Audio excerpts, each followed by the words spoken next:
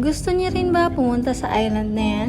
That is Milon Island in Oslob, Cebu. Share ko lang guys kung paano kami nakapunta sa island na yan since kasama nga siya sa itinerary namin ng 3 days and 2 nights dito sa Cebu. But before kami magsumilon, pumunta muna kami sa Mualbual para mag-sardines run at mag-turtle watching. At since maaga kami natapos, bumiyahe na kaagad kami papuntang Oslo. Halos 3 hours nga din pala yung biyahe papunta doon. Kaya siguradong makakapagpahinga pa kayo sa sasakyan bago sumabak sa panibagong adventure. Pagkadating namin sa Oslo, sabi nga ng driver mag-stop over daw muna kami kasi meron daw dito mga maliliit na shark. Di ko nga sure kung tiger shark ba yung nandyan. Nakasama na nanay.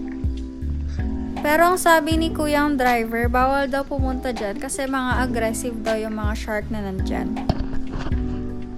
Nasa 10 minutes na nga lang yung biyahe mula dito papunta dun sa resort na pupuntahan namin. Dun kasi yung sakayan papunta dun sa Sumilon Island. At dahil malapit na nga kami, prepare na namin yung mga dadalhin namin like tubig at mga pagkain kasi walang mapagbibilhan dun sa island. At pagkadating nga namin, ay nag-prepare lang kami ng mga susuotin namin sa island. At bago pala kayo pumunta doon, ipibriefing muna kayo. I-discuss nila kung ano yung mga gagawin nyo doon at kung ano yung hindi pwedeng gawin doon. Yes, I am a vlogger now. What do you want to say? Say something. Ako yun, punta na kami doon sa...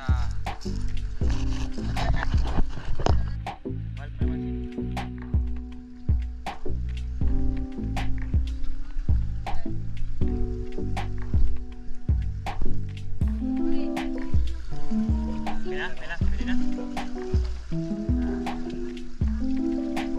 Okay. Ako na sumay na.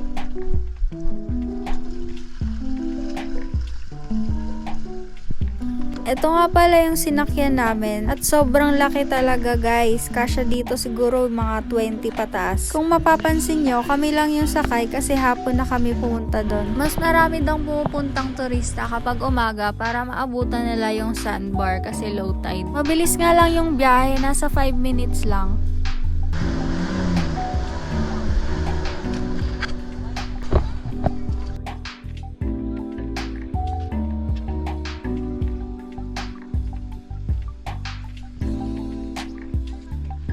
Ganito nga pala yung itsura dito sa taas. Dumating kami dito mga nasa 1:00 or 2:00 ata. Kaya sobrang init guys. Wala ka masyadong masisilungan. Kaya hindi rin muna agad kami nag-swimming kasi masusunog talaga yung balat mo dyan.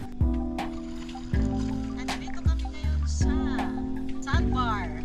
Pero yung sand, hindi namin makita kasi high tide. Sandbar nakalubog. Napakaganda ng tubig.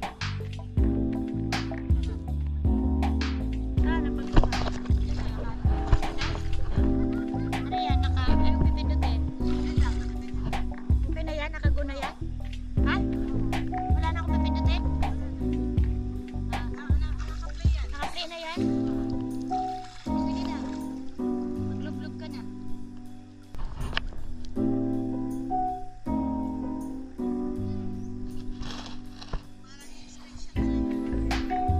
Yan? Mag-screenshot ka na lang.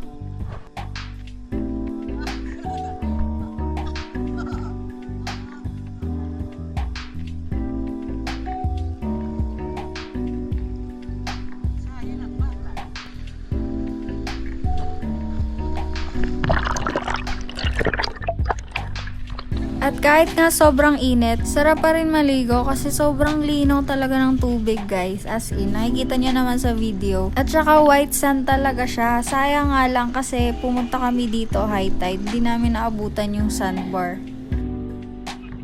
Hindi rin kami nagtagal dito kasi sabi hanggang 4:00 lang daw pwede. About nga pala dun sa sinabi kong kasama to sa itinerary. Yes, kasama siya pero optional lang. Kaya nagbayad kami ng 600 each. Pero masasabi kong sobrang sulit talaga. Kaya wag niyong papalampasin tong Sumilon Island kasi hindi talaga kayo magsisisi sa sobrang ganda ng island na yan. Dito na nga lang kami sumakay kasi basa kami, hindi na kami nakapagbihis. Ihahatid kami dun sa resort kung saan kami mag-overnight. At pagdating namin sa resort, dumiretso agad kami sa swimming pool. May free access kasi dyan yung mga guest, kaya sinulit na namin. Hindi rin kami masyado nagtagal dyan para makapagpahinga pa kami para sa activity namin bukas na whale shark watching. After namin mag-BS, dumiretso na agad kami sa restaurant nila. Grabe ang sarap ng calamares nila. At dito na nagtatapos ang ating vlog. So, see you next on my next video. Bye!